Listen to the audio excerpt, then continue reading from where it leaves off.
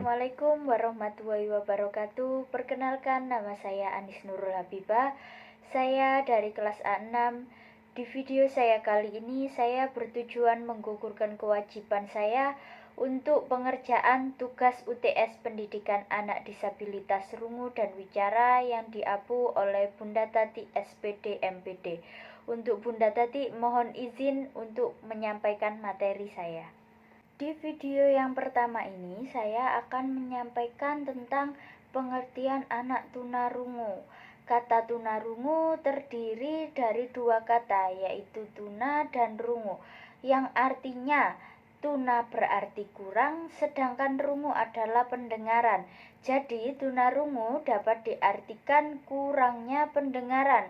Menurut Sujihati Sumantri, tahun 1996 mengemukakan tunarungu adalah mereka yang kehilangan pendengaran baik sebagian maupun seluruhnya, yang menyebabkan pendengarannya tidak memiliki nilai fungsional.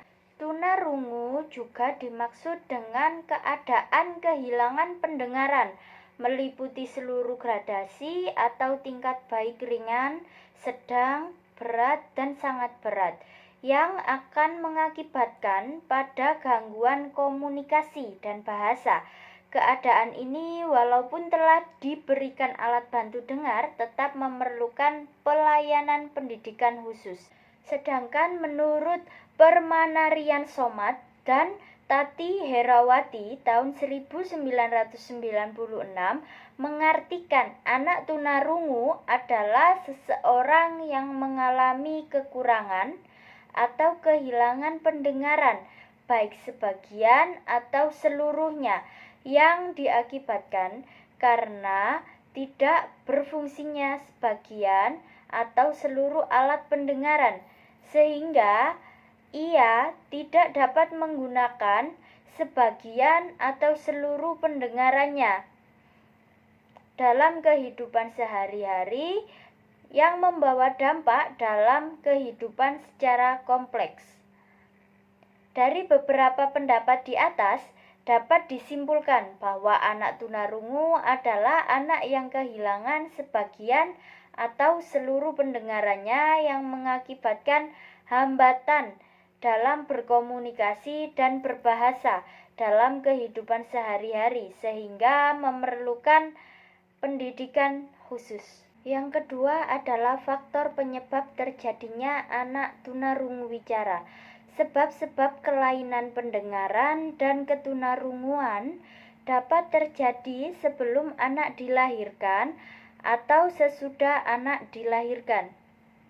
Faktor penyebab ketunarunguan menurut Suwito dalam Sarjono tahun 2000 mengemukakan bahwa faktor penyebab ketunarunguan dapat dibagi dalam 3, yaitu prenatal, natal, dan postnatal.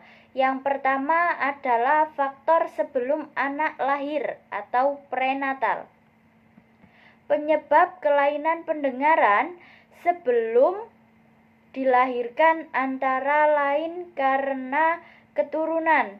Anak mengalami ketunarunguan sejak dilahirkan karena faktor yang diturunkan dari orang tua, karena garis keturunan yang diturunkan oleh orang tuanya mengalami kelainan, yaitu rungu wicara.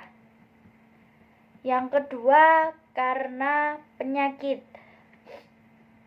Pada waktu ibu mengandung menderita penyakit cacar air, campak, rubella, German measles, sehingga janin dapat tertular penyakit ibu dan memungkinkan anak lahir dengan keadaan tunarungu wicara.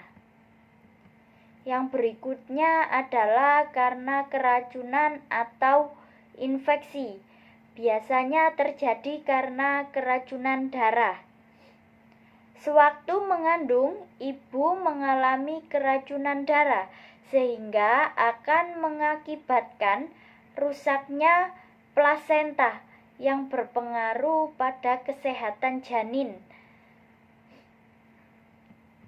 Hal ini memungkinkan anak yang lahir dapat menderita ketunarungu wicaraan atau biasanya tunarungu saja.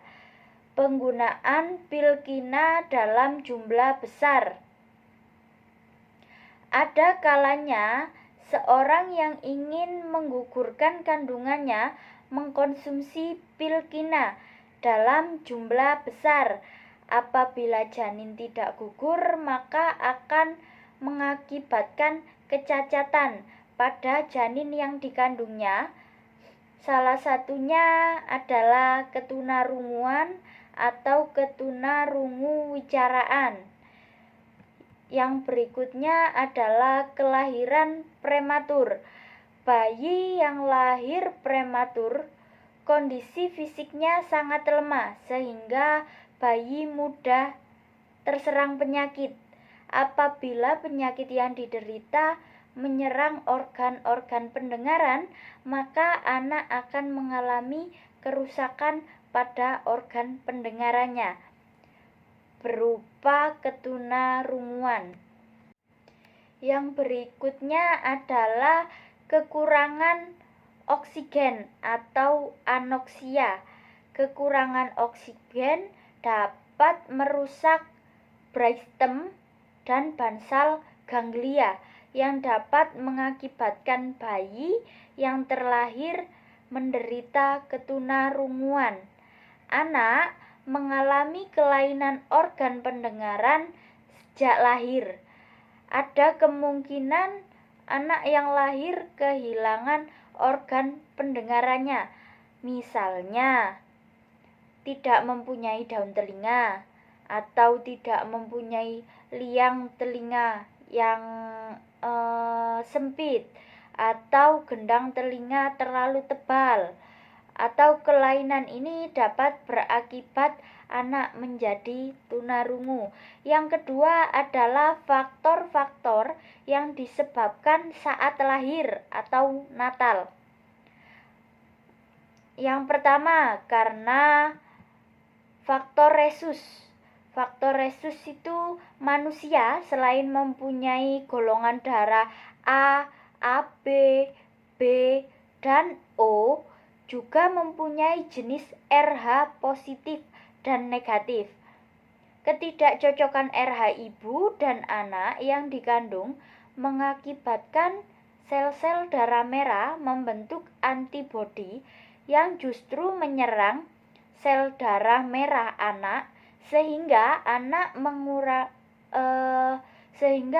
mengalami kekurangan darah dan sakit kuning yang menyebabkan terganggunya sistem saraf termasuk saraf pendengarannya. Yang kedua adalah kelahiran prematuritas. Anak yang lahir prematur mempunyai gejala seperti kurang darah, kurang oksigen, yang dapat mengakibatkan kesehatan anak menurun dan dapat juga mengakibatkan anak mempunyai kelainan, yaitu kelainan tunarungu. Yang ketiga adalah faktor setelah anak dilahirkan atau postnatal. Karena infeksi atau luka-luka, penyakit seperti cacar air, sipilis, campak yang diderita anak menyebabkan terganggunya organ pendengaran. Yang kedua adalah disebabkan karena penyakit meningitis atau peradangan selaput otak. Peradangan selaput otak akan mengakibatkan kurang berfungsinya otak, termasuk saraf-saraf pendengaran. Apabila saraf pendengaran seseorang tidak berfungsi secara normal, maka akan berakibat terjadi ketunarunguan terhadap anak tersebut. Yang ketiga adalah otitis media yang kronis. Cairan otitis bisa mengakibatkan tertutupnya liang telinga, sehingga akan menghambat getaran suara yang masuk ke telinga bagian dalam. Sedangkan menurut jurnal di internet, ada 4 macam penyebab utama ketunarunguan pada anak. Yang pertama adalah faktor genetik. Yang kedua adalah disease or illness. Yang ketiga adalah medication. Yang keempat adalah physical trauma. C adalah klasifikasi anak tunanetra. Anak tunarungu dapat diklasifikasikan menjadi beberapa kelompok. Menurut Enom Satrowinoto dan Sarjono tahun 2000 mengklasifikasikan ketunarunguan sesuai dengan dasar-dasar, yaitu yang pertama adalah klasifikasi secara etiologis yang dibagi menjadi 2, yaitu tunarungu endogen atau turunan dan tunarungu oksigen disebabkan penyakit atau kecelakaan. Yang kedua adalah secara anatomis fisiologis. Tunarungu dibagi menjadi 3. Yang pertama adalah tunarungu hantaran atau konduktif. Yang kedua adalah tunarungu perceptif atau syaraf. Yang ketiga adalah tunarungu campuran antara tunarungu konduktif dan reseptif. Yang ketiga adalah klasifikasi menurut terjadinya, dibedakan menjadi 3. Yang pertama adalah tunarungu yang terjadi saat dalam kandungan atau prenatal. Yang kedua adalah tunarungu saat dilahirkan atau neonatal.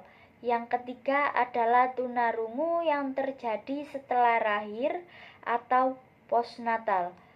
Yang keempat adalah klasifikasi menurut taraf ketunarunguan atas dasar ukuran audiometer. Yang pertama adalah tunarungu taraf ringan antara 5 sampai 25 dB. Yang kedua adalah tunarungu taraf sedang antara 26 sampai 56 dB. Yang ketiga adalah tunarungu taraf berat antara 51 sampai 75 dB. Dan yang terakhir adalah tunarungu taraf sangat berat, yaitu lebih dari 75 dB. Pedoman pembinaan kegiatan kesiswaan PK dan PLK dalam keterampilan kompensatoris bagi anak dalam gangguan penglihatan dan gangguan pendengaran 2006 mengklasifikasikan ketunarunguan berdasarkan tingkat kerusakan atau kehilangan kemampuan mendengar sebagai berikut.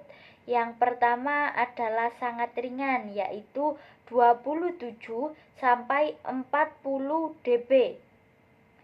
Disebut kurang dengar. Yang kedua adalah ringan, dari 41 sampai 55 dB, disebut sangat kurang dengar juga. Yang ketiga adalah sedang, dari 56 sampai 70 dB, disebut juga kurang dengar. Yang berikutnya adalah taraf berat antara 71 sampai 90 dB, disebut kurang dengar juga. Yang terakhir adalah ekstrim, di mana mencapai 91 dB ke atas, yang disebut dengan tuli. Dari beberapa pendapat di atas dapat disimpulkan bahwa klasifikasi anak tunanetra menurut ketunarunguannya atas dasar ukuran audiometer dibedakan menjadi sangat ringan 5-25 dB, sedang 26-50 dB, tarat berat 51-75 dB, dan taraf berat di atas 75 dB. Sedangkan klasifikasi ketunarunguan berdasarkan tingkat kerusakan meliputi sangat ringan dari 27 sampai 40 dB, ringan dari 51 sampai 55 dB, sedang dari 56 sampai 70 dB, yang berat dari 71 sampai 90 dB, dan ekstrim lebih dari 91 dB. Berikutnya kita akan membahas tentang karakteristik anak tunarungu. Anak tunarungu mempunyai ciri khusus yang membedakan mereka dari anak normal. Karakteristik anak tunarungu yang dikemukakan oleh Sujihati Sumantri tahun 1996 menyebutkan ciri-ciri dari segi kognitif. Pada umumnya, inteligensi anak tunarungu secara potensial sama dengan anak normal. Tetapi secara fungsional perkembangannya dipengaruhi oleh perkembangan bahasanya, keterbatasan informasi, dan daya abstraksi anak. Akibat ketunarunguannya menghambat proses pencapaian pengetahuan yang lebih luas. Dengan demikian, inteligensi secara fungsional terhambat. Kerendahan tingkat inteligensi anak tunarungu bukan berasal dari hambatan intelektualnya yang rendah, tetapi umumnya disebabkan karena inteligensinya tidak mendapatkan kesempatan untuk berkembang. Aspek inteligensinya yang terhambat adalah bersifat verbal, seperti merumuskan pengertian, menarik kesimpulan, dan meramalkan kejadian. Bimbingan yang teratur, terutama dalam berbahasa, dapat membantu perkembangan inteligensi anak. Yang berikutnya adalah ciri-ciri dalam segi emosi. Kemiskinan akan pemahaman bahasa secara lisan maupun tulisan sering menyebabkan anak tunarungu menafsirkan sesuatu secara negatif atau salah. Dalam hal ini sering memberikan tekanan pada emosinya yang akan menghambat perkembangan pribadinya dengan menampilkan sikap menutup diri, bertindak agresif, dan sebaliknya menampakkan kebimbangan dan keraguan-raguan dalam mengerjakan sesuatu hal. Yang berikutnya adalah ciri-ciri dari segi sosial. Manusia adalah makhluk sosial, selalu ingin kebersamaan. dengan orang lain. Demikian juga anak tunarungu. Tetapi anak tunarungu mempunyai hambatan dalam hubungan sosial dengan lingkungannya karena kurang lancarnya komunikasi dengan lingkungan sekitar dan orang-orang di sekitarnya. Terkadang lingkungan di mana anak tunarungu berada kurang dapat menerima keberadaannya, sehingga tunarungu merasa bahwa dirinya tidak berharga, dan perlakuan lingkungan yang demikian besar pengaruhnya terhadap perkembangan sosial anak tunarungu. Kemiskinan bahasa anak tunarungu wicara membuat dia tidak mampu terlibat secara baik dan situasi sosialnya, demikian juga orang lain juga mengalami kesulitan memahami perasaan dan pikirannya karena tidak bisa berkomunikasi dengan baik dengan anak yang memiliki disabilitas tunarungu wicara. Berikutnya adalah ciri-ciri dalam segi kepribadian.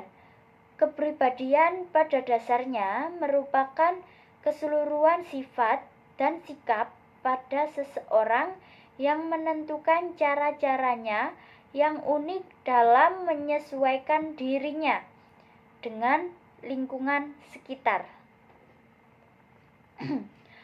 Untuk mengetahui kepribadian tunarungu, perlu kita perhatikan bagaimana penyesuaian mereka.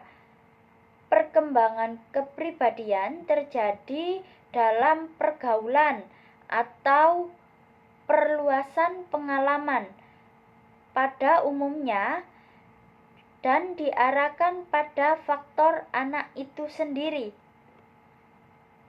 Faktor-faktor dalam diri anak tunarungu yaitu ketidakmampuan menerima rangsangan dengar. Meskipun bahasa mereka yang kurang baik, mereka juga sulit menerima rangsangan pendengaran.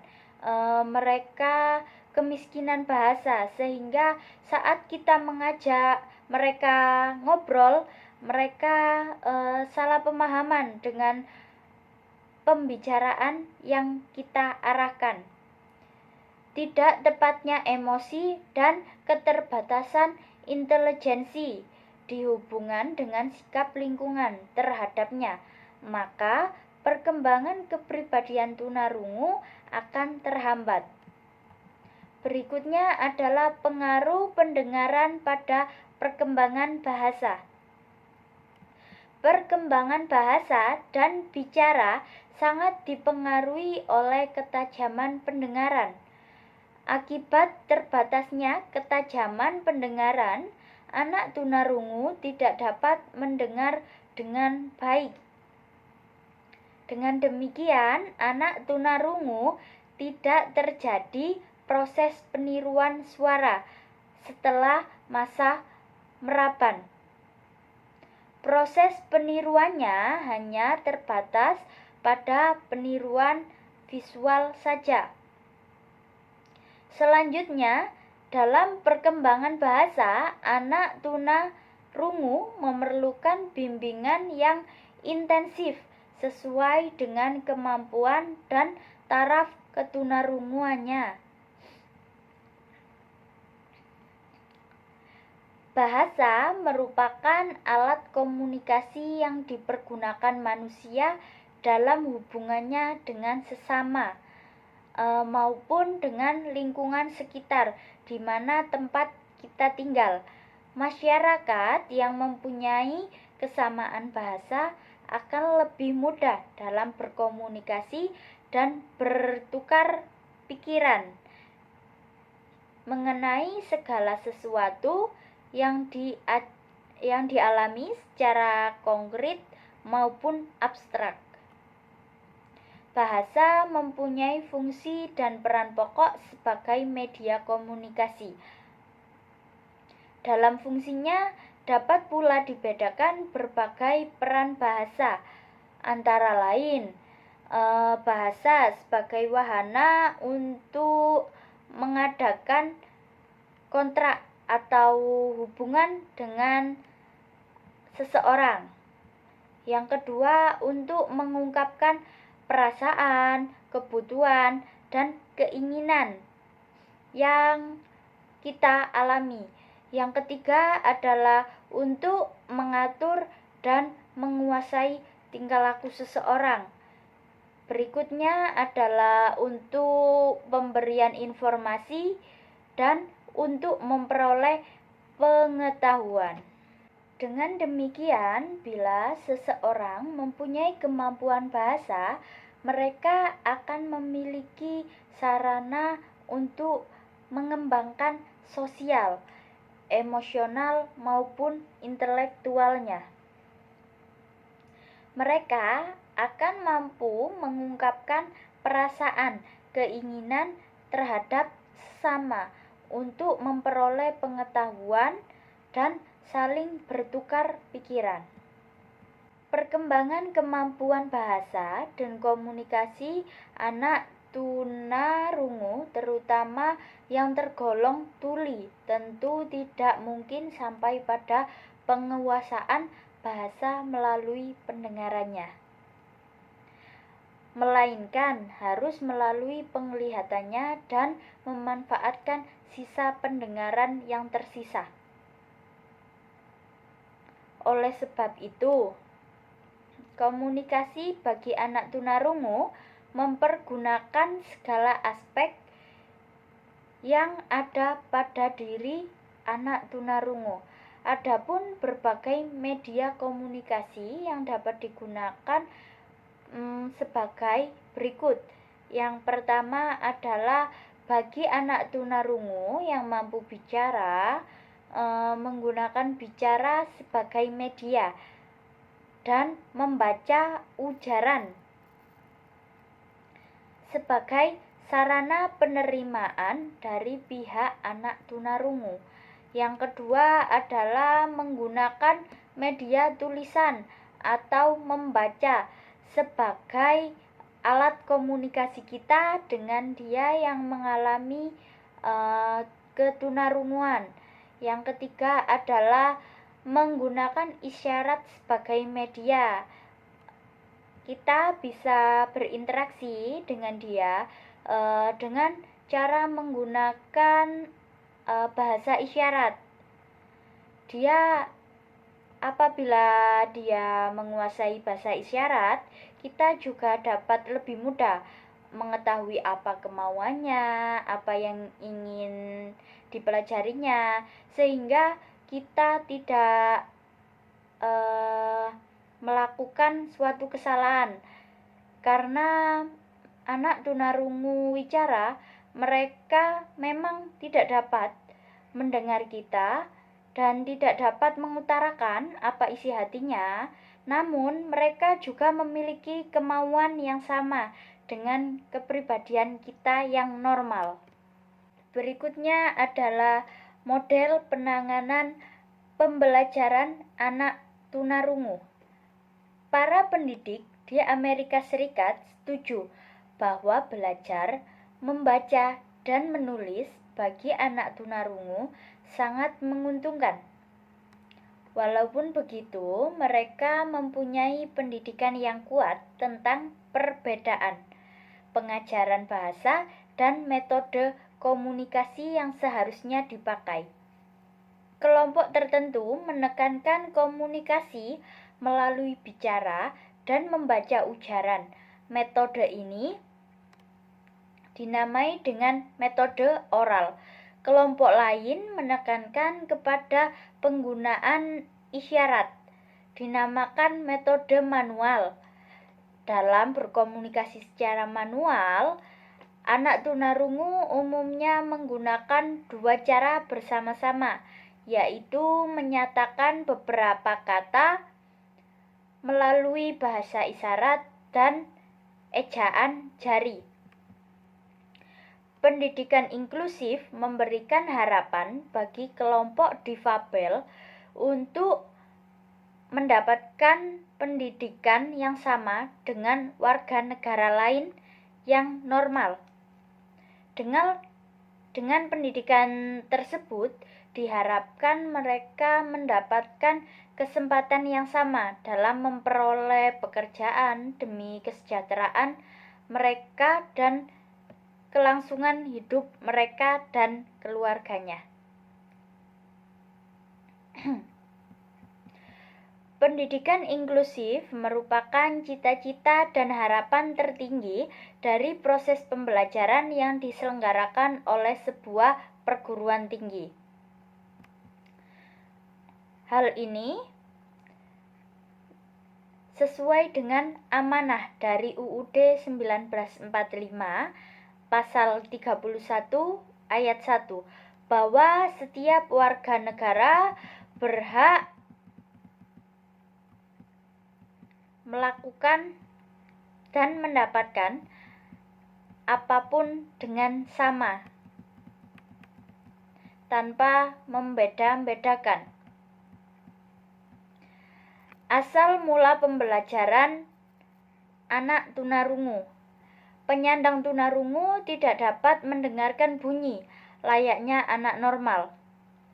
Namun, bukan berarti tunarungu tidak bisa menghayati keseluruhan bunyi, karena mereka masih memiliki sisa pendengaran pada nada tinggi atau nada rendah.